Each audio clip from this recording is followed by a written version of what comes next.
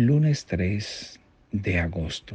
Celebramos la fiesta de Santa Lidia de Tiatira.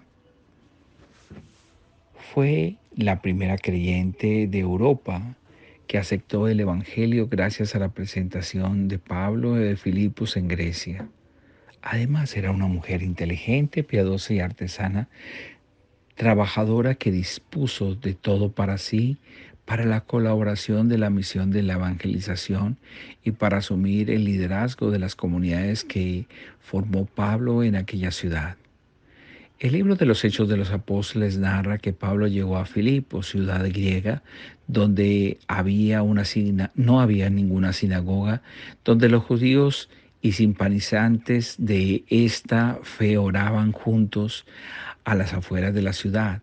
Por ello Pablo decidió ir a la orilla del río donde suponía que habría un lugar de oración, y allí encontró a un grupo de mujeres judías y otras que, sin ser de ese pueblo, participaban con ellas el amor en el amor a Dios, el gusto por orar y el escuchar la Sagrada Escritura.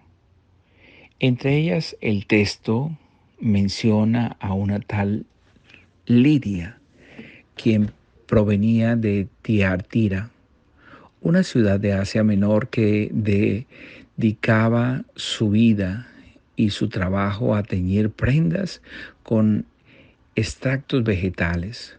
Cuando Lidia llegó a Filipos, se integró con la comunidad judía del lugar para compartir el oficio aprendido y por la oración.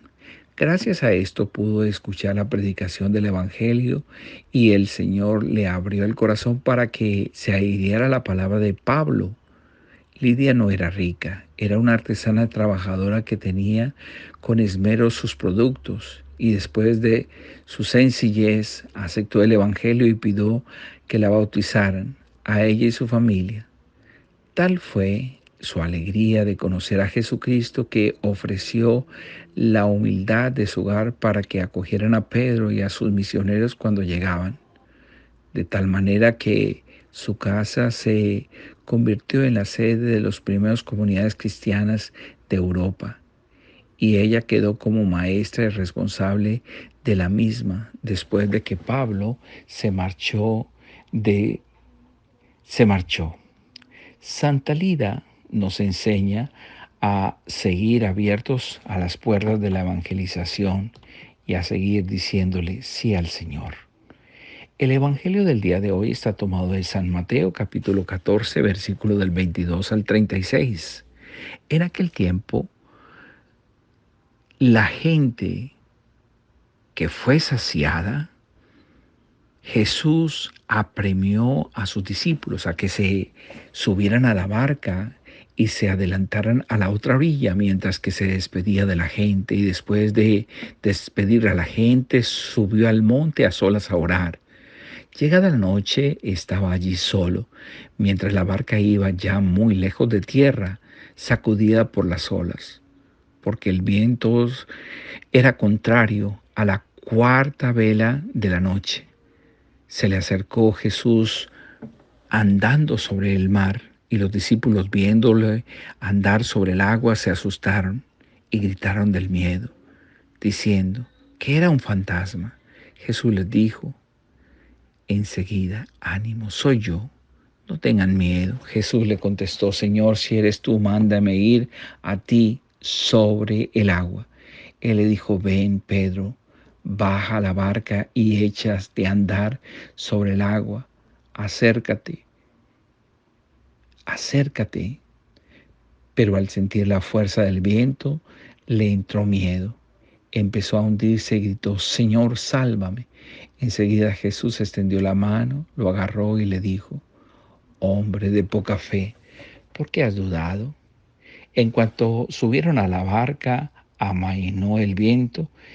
Los de la barca se pusieron a decir: realmente eres el Hijo de Dios.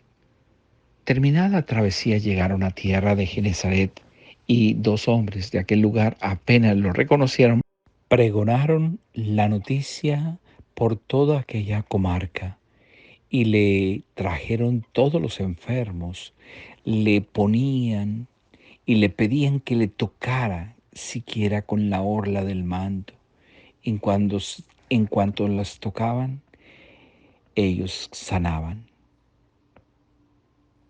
Palabra del Señor. Gloria a ti, Señor Jesús. Queridos hermanos, el amor misericordioso de Dios es grande.